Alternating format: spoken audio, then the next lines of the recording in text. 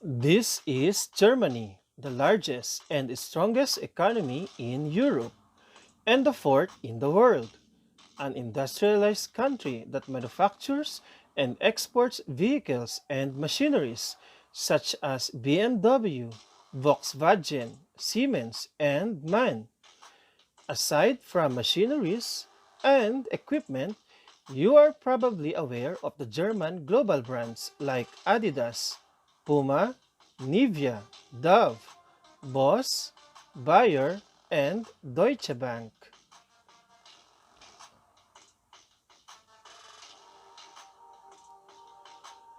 The United States of America is the number one economic superpower for more than a century now. Though China has overtaken the USA when it comes to the purchasing power parity, the US remains to be the biggest in nominal GDP with $22 trillion. That's a 6 trillion more than China, the second in ranking.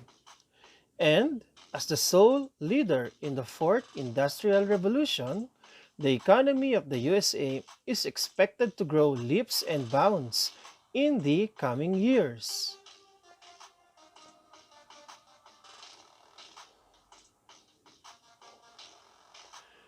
This is Saudi Arabia. She has the world's biggest reserve of petroleum products such as gasoline and diesel. The oil is a capital good that each and every country needs as their source of energy. With that being said, Saudi Arabia and Iran are major players in the world economy.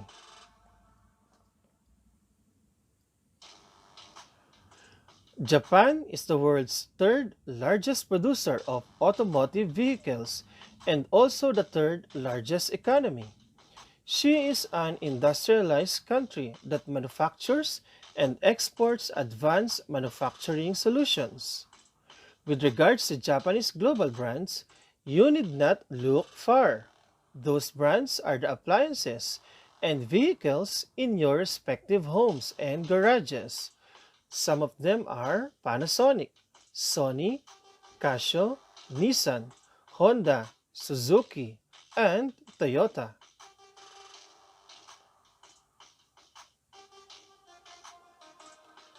This is Thailand.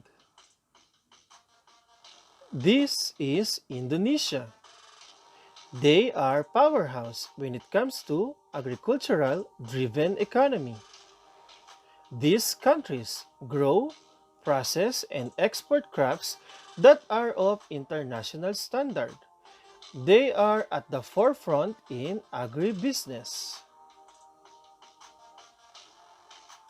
This is the Philippines, one of the 11 countries in Southeast Asia. How is the Philippines doing in the global economy? What are her strengths and weaknesses in the global arena? Let's discover it today. According to William Schurman, countries and their leaders have different views of globalization.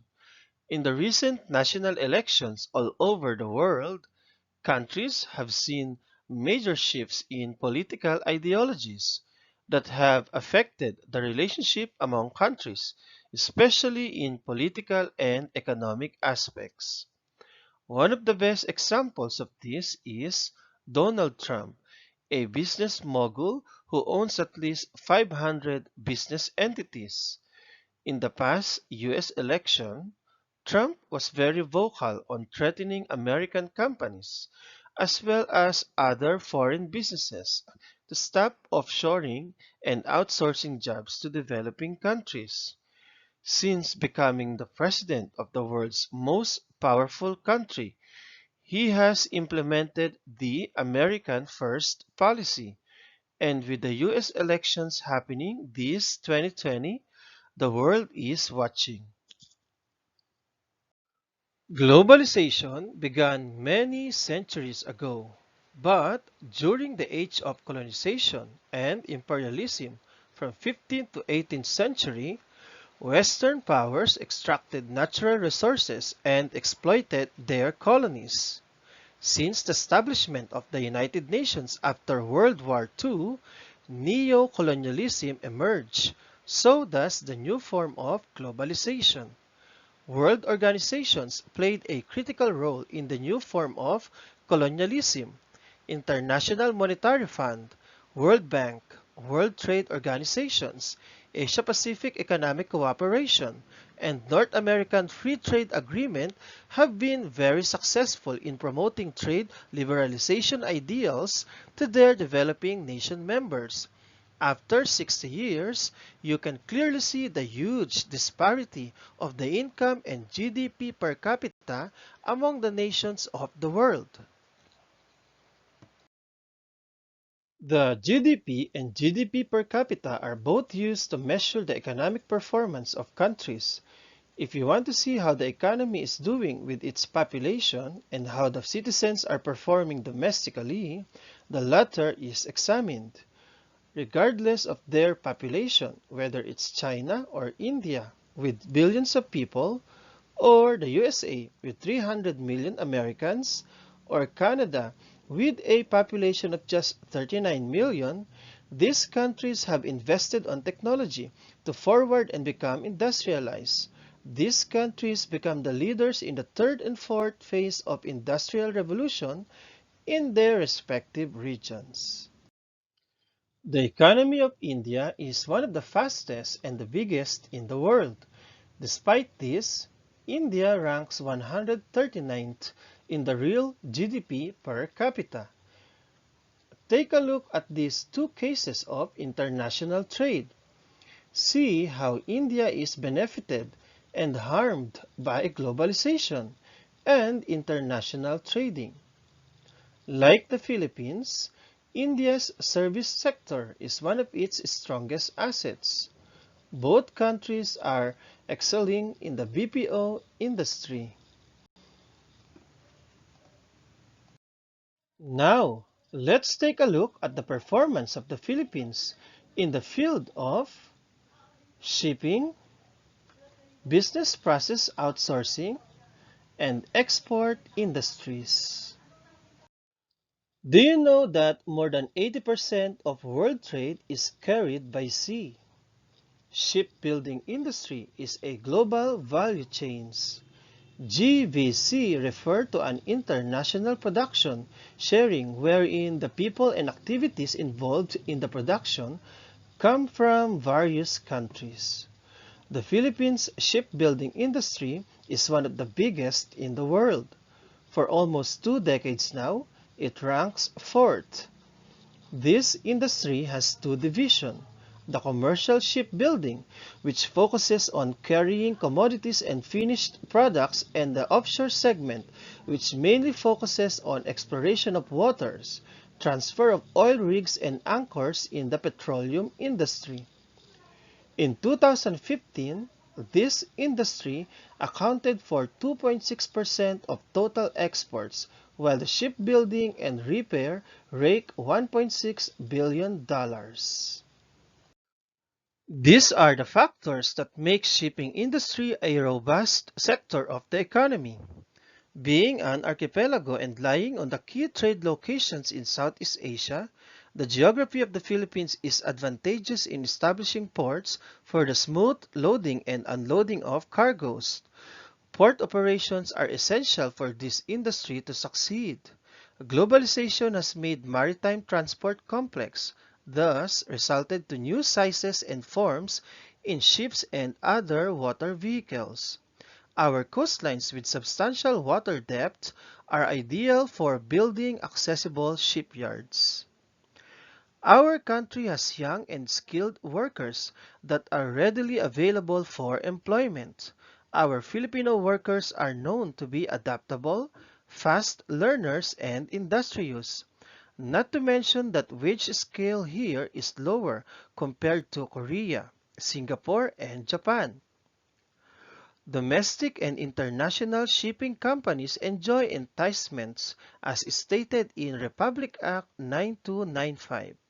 These include tax, non-tax incentives, and import duty tax exemption. This year, Maritime Industry Authority, or MARINA, is considering the extension of these incentives. This is a good news for the market players in this industry. They will now have a chance to engage in fleet modernization and improve their port infrastructures and facilities. Its shipyard is located in Redondo Peninsula, north of Zambales. In 2017, Hanjin Shipping was declared bankrupt by the courts of South Korea. This is the biggest bankruptcy in the Philippines. It could no longer pay its debt to the five local banks. It is the world's biggest and most significant bankruptcy in container transport industry. The company owed its creditors $10.5 billion. According to encyclopedia.com, outsourcing or contracting out is a procedure involving the delegation of non-core operations or jobs from internal production to an outside resource. Outsourcing is a business decision that is often made to focus on core competencies. A subset of the term offshoring also implies transferring jobs to another country, either by hiring local subcontractors or building a facility in an area where labor is cheap. Why do companies from the USA, Australia, the UK, and other countries contract the service of a third-party provider that sets up their infrastructures in the Philippines? For many reasons, and one of them is the readily available young workers who possess excellent English communication skills.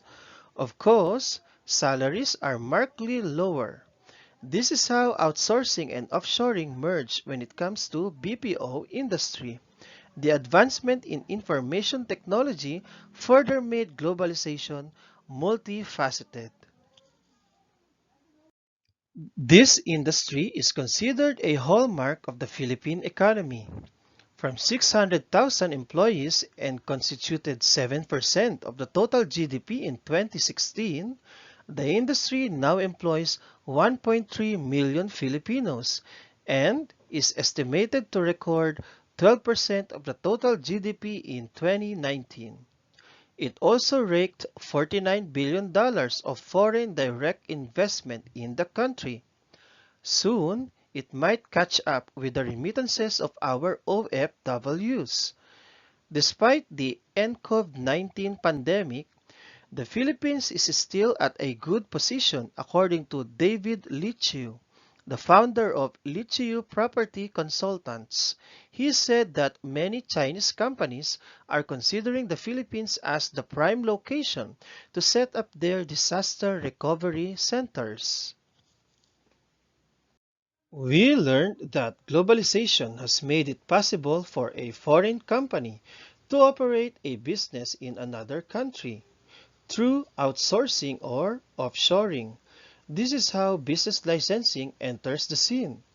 Investopedia defines licensing in business as any business, organization, or individual that has been granted legal permission by another entity to engage in an activity. The permission or license can be given on an express or implied basis. Investopedia further explains that a licensee has received legal permission from another party to conduct some sort of business over which the other party holds some control, ownership, or authority. The licensee may pay outright for this permission, known as a licensing fee, or may make payments based on the results of the business arrangement, known as licensing revenue. One of the most common examples of a license agreement is the franchise. Under a franchise agreement, the franchisee is granted permission to use the franchisor's assets, such as supply chain, trademarks, or other intellectual property for a certain period of time. Typically, the franchisee is granted exclusive rights to those assets within a certain localized area. Another example is brand licensing, which is defined by Investopedia as the licensee is permitted to use a licensor's trademarks and logos on its own manufactured products, such as sports apparel. Also, a noticeable rise on the ODM brands, which stands for Original Design Manufacturer, should also be considered. A company designs and produces a product and will be sold to other firms for rebranding and selling. Ang daming mga local brands ngayon sa ating merkado ang kumukuha ng produktong ibinebenta sa mga ODM. Nariyan ang CDR King, Cherry Mobile at marami pang tindahan na nagbebenta ng mga electronic equipment. Ang Nokia brand ng cellphone simula ng taong 2016 hanggang ngayon ay sa ODM na din umaasa. Mayroon ding OEM na ang ibig sabihin ay Original Equipment Manufacturer. Kung bubuksan mo ang iyong iPhone, isang sikat na tatak ng telepono mula sa Amerika, ang mga bahagi nito tulad ng LCD, baterya at iba pa ay gawa ng mga OEM sa China, Japan at South Korea. Maaari din na ang produktong ito ay assembled naman sa Vietnam. You see, globalization has transformed trading into a complex phenomenon involving several countries. There is no denying how powerful MNCs and TNCs in the world economy are. The richest countries with the biggest economies all have TNCs operating all over the world. These are in the sectors of pharmaceutical, automotive, information and technology, food and beverages, bank and financial services, and energy. These multi-billion-dollar industries cause harm to their host countries in the sense that their citizens lose jobs that are being outsourced to developing countries due to cheap operational and production cost. Ayon naman kay Ginoong Ronaldo Mactal, maraming negatibong epekto ang MNCs at TNCs sa host countries nito. Isa na dito ay ang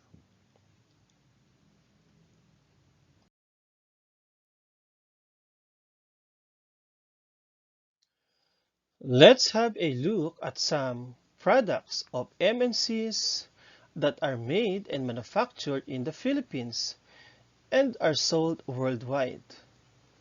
A Toshiba USB flash drive. A stuffed toy sold by Disney. And Cream Silk, a product of the Unilever.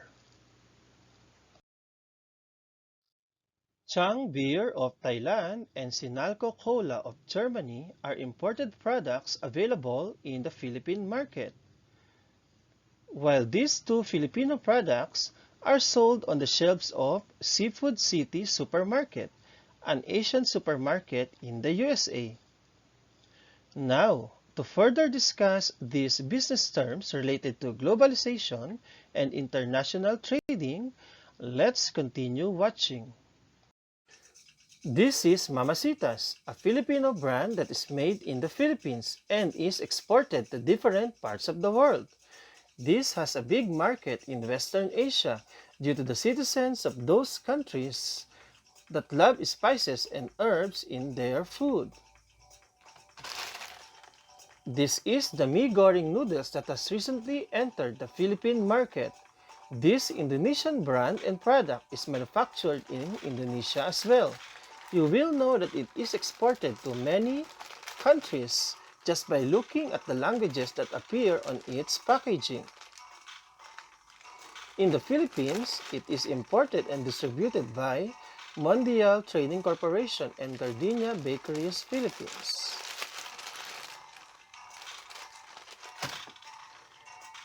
Who doesn't know 555 sardines? Well, if you don't, you are not a Filipino. The Philippines belong to the top 10 producers of fish and aquatic resources in the world. No wonder that sardines, tuna, tilapia, bangus, and galunggong are sold in low prices. Kung inyong maaalala, ang isang lata ng sardinas ay nagkakahalaga lamang ng 13 to 15 pesos bago ito patawan ng buwis noong nakaraang taon. The fishing industry of the Philippines is a major sector of our agriculture. Nararapat lamang na pangalagaan at proteksyonan ang ating mga karagatan, ilog at iba pang anyong tubig. This Balducci brown may sound Italian, but is an Australian brand.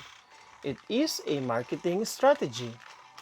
Because Italy is known to produce excellent pasta, let's examine the packaging and find out its origin and where is it exported. Manufactured and packed by Euremo, Thailand.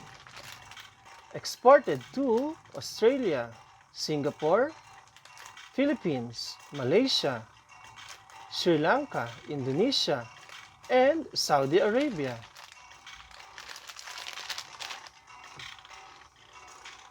This is the world's famous San Miguel Beer, a Filipino brand that is sold globally and is truly a global brand. It has plant in Hong Kong, Thailand, and other parts of Southeast Asia. San Miguel Beer products sold in the USA are from Hong Kong, hence you will see the product of Hong Kong, China on its packaging. Last year, it announced that it was considering opening a plant in the USA. Regardless of where it is manufactured, San Miguel Beer is a Filipino global brand. This McCormick product is a world-famous American brand. Let's examine its origin.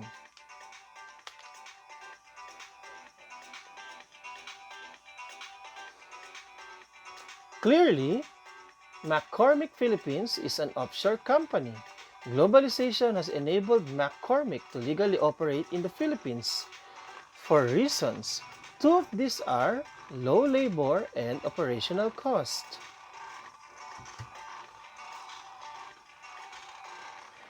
Tiger is the Singapore's biggest lager brand.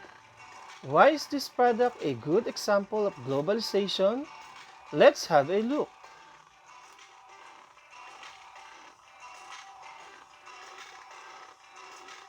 Brewed and canned by Asia Brewery Heineken Philippines, Cabuyao City, Laguna, under license from Heineken Asia Pacific Limited, Singapore.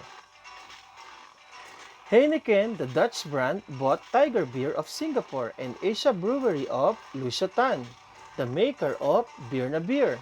If you were Heineken, buying out other market players eliminate the competition. A CEO has many reasons to sell a company or its division. It can be bankruptcy, like Mitsubishi being bought by Nissan, or for profit, like Mang Inasal being bought by Jollibee. Jollibee and Heineken clearly want to maintain their rank 1 position in their respective field. No wonder Heineken is now the world's largest brewery. Jollibee remains to be the #1 food chain in the country and is now expanding internationally. It recently bought Coffee Bean and Tea Leaf, an American coffee chain. This is what you call globalization. Now that you have learned that there are many Filipino brands that have made it to the international scene, there are also local companies and MNCs that have established manufacturing plant and factories in foreign land. Some of these are Universal Robina Corporation, San Miguel Brewery, Jollibee Foods, Maxis Group Incorporated, and SM Investments. Penshop has a branch in Cambodia and Thailand. Do you know that this picture of Kwek Kwek was taken at the supermarket in the USA? These are Pinoy products that are made in the Philippines and sold worldwide. The shots are taken from various supermarkets all over the world. Do you recognize them? The opposite of trade liberalization is protectionism measure. If industrialized countries are pushing developing countries to globalize, protectionists call for government to intervene and impose trade barriers. If we revisit the economic principle of the theory of comparative advantage, the Philippines was once a leader in rice production and technology. Sadly, we are slowly losing that advantage to our neighboring Southeast Asian countries like Thailand and Vietnam. That is because of globalization. Protection of infant and choice industries is one of the many ways to protect our local economy. Exposing newly established industries to foreign companies is disadvantageous because they simply cannot compete with TNCs and MNCs. These foreign companies are expert in their own respective field. Hence, infant industries must be given a chance to perform in domestic market. Goods that are vital to the national interest and security of the country deserve to be protected. In the USA, they have Export Administration Act of 1979 that protects US origin software and technology. In Germany, their small and medium industries are referred to as Mittelstand. The government is now trying to convince Mittelstand to embrace digitization and strengthen themselves domestically in order to compete with global brands. Halos 24% ng magagawang Pilipino ang nasa industriya ng agrikultura.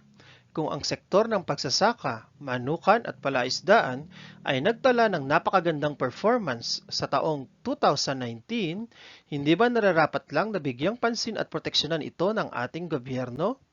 Nang pumutok ang COVID-19 pandemic, maraming kumpanya ang hinimok ang Department of Agriculture na payagan ang pag-angkat ng poultry. In the short run, the low price will benefit the consumers, but in the long run, ano ang magiging epekto nito sa ating industriya ng poultry sa Bulacan, Pampanga, Ilocos Norte, Iloilo, Cebu at Zamboanga? Kapag nagsara ang mga manukan, mawawalan ng kabuhayan ang ating mga kababayan. With the GDP contracting 2% compared to the last period, let us take a look at the performance of the economy in the past 2 months with the following economic indicators: inflation rate, government spending, gross international reserves, and peso-dollar exchange rate. With the economy taking a nosedive in April, let's be hopeful that our third quarter is going to be green.